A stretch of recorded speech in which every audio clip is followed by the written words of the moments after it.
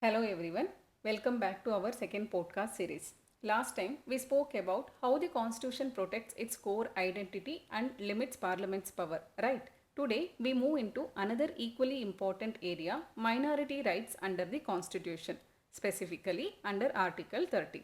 Now let me begin with a simple but very important question. When the Constitution says minorities have the right to establish and administer educational institutions, what exactly does that mean in law? I repeat the question. When the Constitution says minorities have the right to establish and administer educational institutions, what exactly does that mean in law? Is it just about starting an institution? Is it about controlling it? Or is it about preserving something deeper, identity, purpose, and autonomy? This exact confusion comes before the Honorable Supreme Court in the case of Aligarh Muslim University versus Naresh Agarwal and others. Now, to understand this case properly, we must start from the beginning. Aligarh Muslim University did not originate as a university. It began as the Mohammedan Anglo-Oriental College founded by Sir Syed Ahmad Khan. The purpose was very clear: to promote modern education among Muslims. So, from the very beginning, the institution had a minority oriented objective which becomes legally relevant later. But in 1920, through a statute, this college was converted into a university, and that single transformation created a long standing constitutional problem. Because now the question becomes, if a university is brought into existence through legislation, can it still claim that it was established by a minority? This issue first came up in Azeez Basha versus Union of India, where the Honorable Supreme Court took a strict view. It held that the word establish means to bring into existence. And since AMU was created by 1920 Act, it was not established by Muslims, and because of that it denied minority status under Article 30. Now from an exam point of view, this is your first key legal principle. Earlier law says establish, it means a legal creation by statute. Therefore, AMU was not a minority institution, but this interpretation created serious constitutional concerns because it ignored the historical role and contribution of the minority community. So the issue did not end there. Later, through the 1981 amendment, Parliament tried to restore AMU's minority character, and when AMU introduced reservation for Muslim students, the matter again reached the courts. Now here comes the most important shift in the case. Instead of directly deciding whether AMU is a minority institution, the Honorable Supreme Court reframes the issue. It asks, what are the indicia or criteria to determine a minority educational institution under Article 30?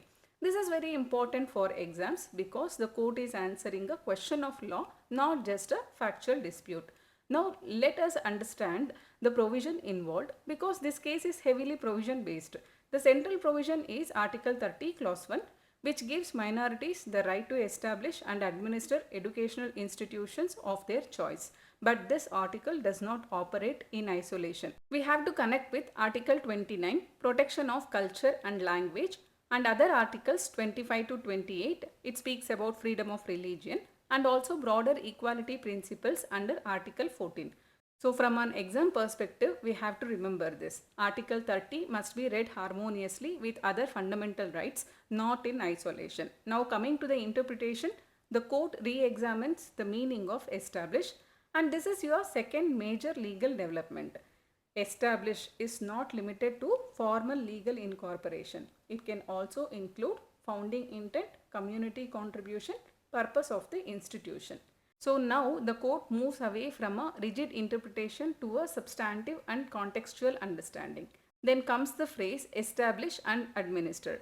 Earlier, this was read conjunctively in a strict manner. It means both must exist together in a rigid sense. But the court now questions this mechanical approach. Because in reality, institutions evolve, administration structures change, state regulation exists. So instead of applying a formula, the court develops a test. And now I would like to emphasize here, this is your third and most important exam point. To determine minority status, look at origin. Origin means who founded the institution. Purpose. Purpose means was it meant for minority advancement. Control. Control means who administers it. This becomes the indicia test. Now, another important legal point the court discusses is the role of the state. The court makes it clear the state can regulate educational institutions, but it cannot abrogate or destroy the minority character. So, regulation is allowed, but control cannot be taken away completely.